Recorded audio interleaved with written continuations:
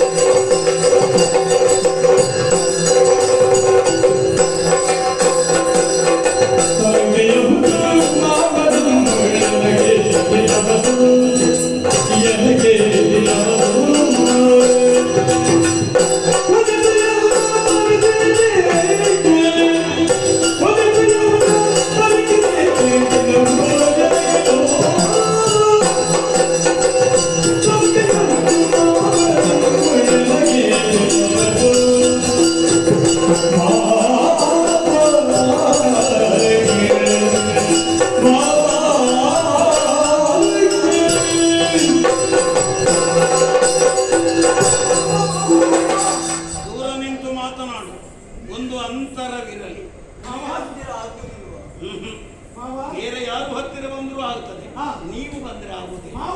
ಗೋಮಯ ವಾಸನೆ ಬರ್ತೀವಿ. ನೀವು ನಿಮ್ಮ ಪ್ರೀತಿಯ ಅಳಿಯಂದಿರು ನಮ್ಮ ಪ್ರೀತಿಯ ಮಾವಯ್ಯನು, ಹಾಗಾಗಿಯೇ ಸಲುಗೆಯಿಂದ ಬಂದು ನಿಮ್ಮ ಜನ್ಮಾಸ್ತರವನ್ನು ಅಲಂಕರಿಸಿದೆ. ದೂರ ದೂರ ಅಂತ ಹೇಳ್ತಾ ಇದ್ದೀವಿ. ಸಲುಗೆ ಅಲ್ಲದೆ ಇನ್ನೇನು ಮಾವಯ್ಯನಲ್ಲಿ ಸಲುಗೆ ಇರದೆ ಇನ್ನಾವುದರಲ್ಲಿ ಸಲುಗಿರುವುದಕ್ಕೆ ಸಾಧ್ಯ. ಹಾಗಾಗಿ ಪ್ರೀತಿಯ ಅಳಿಯಂದಿರಾದ ನಾವು ನಿಮ್ಮ ತಂಗಿಯ ಸೇರುವುದಕ್ಕಾಗಿ ಬಂದವರು. ನಮ್ಮನ್ನು ನೀವು ಬರೆಸಿದ್ದೀರಲ್ಲ, ಯಾಕೆ ಬರೆಸಿದ್ದು ಅಂತ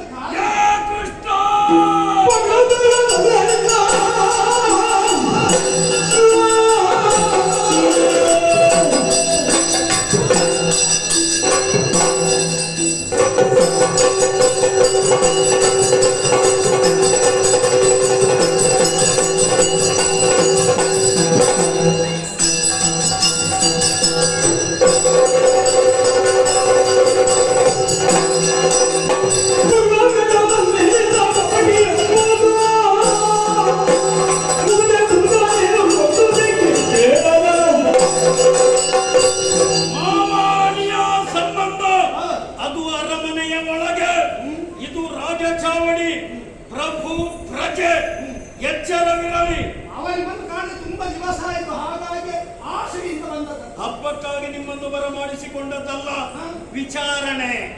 ಯದುಕುಲಕ್ಕೆ ನಾನು ನಾಯಕನಿದ್ದೇನೆ.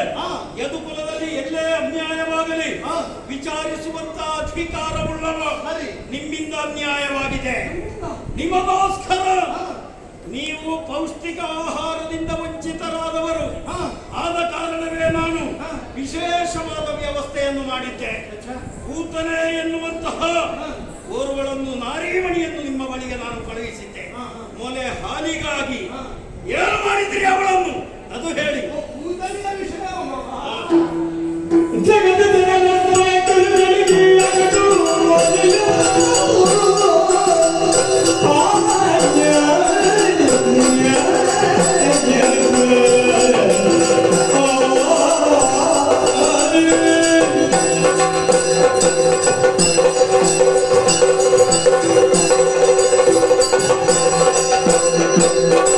Yeah.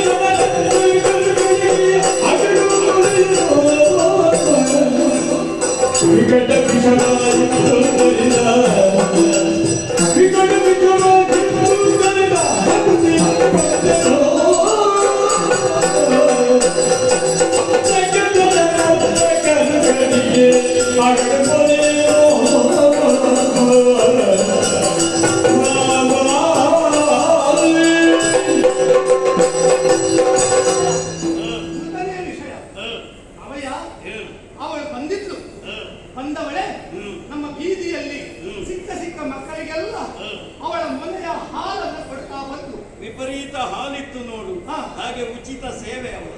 ಆದ್ರೆ ಅವಳ ಉಚಿತ ಸೇವೆ ನಮ್ಮಲ್ಲಿರುವಂತಹ ಮಕ್ಕಳಿಗೆ ಅದು ಮೃತ್ಯುಪಾದಿಯಲ್ಲಿ ಬಾಧಿಸಿತು. ಹೇಗೆ? ಅವಳ ಹಾಲನ್ನು ಉಂಡಂತಹ ಮಕ್ಕಳು ಎಲ್ಲ ಪ್ರಾಣ ಬಿಡುವುದಕ್ಕೆ ಪ್ರಾರಂಭಿಸಿದೆ. ಅದಕ್ಕೆ ಕಾರಣ ಏನು ಬಲ್ಲೆ? ಏನು? ಅಧಿಕವಾದರೆ ಗಂಟಲಿನಲ್ಲಿ ಹಿಡಿಯುವುದಿಲ್ಲ, ಹಾ, ಅದು ಆದದ್ದು ಪರಿಣಾಮ. ಅಮೃತವು ವಿಷವಾಗುತ್ತದೆ ಅಂತ ಹೇಳ್ಬೋದಲ್ಲ. ಆದ್ರೆ ಕೊಡುವಲ್ಲಿ ಅವನು ಸ್ವಲ್ಪ ತಲೆ ಉಪಯೋಗಿಸಬೇಕೋ ಇತ್ತೋ ಬೇಡ.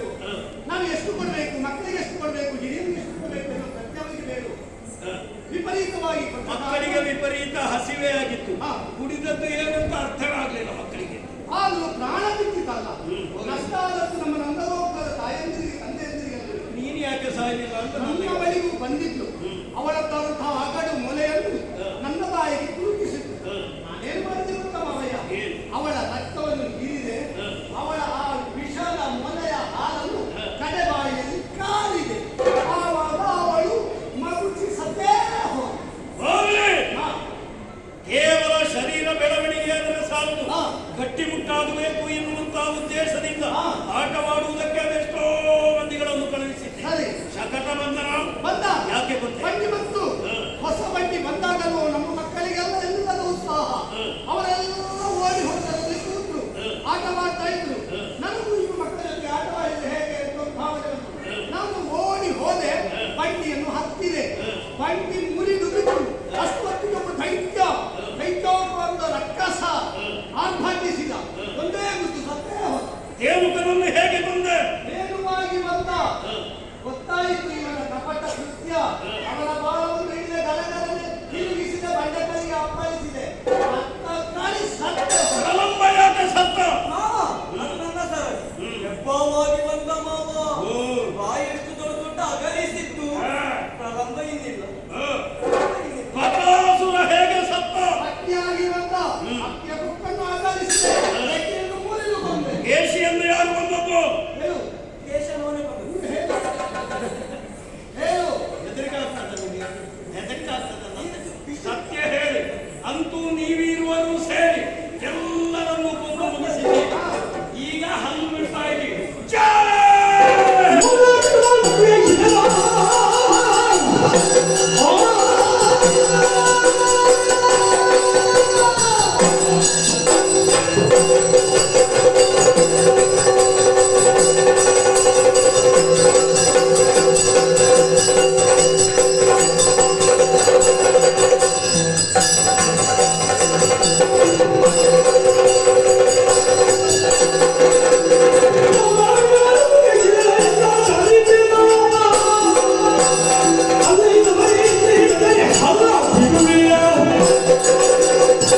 ಹೇಳಿದಂತಹ ಪ್ರಶ್ನೆಗಳಿಗೆ ಸಮರ್ಪಕವಾದಂತಹ ಉತ್ತರವಿಲ್ಲ.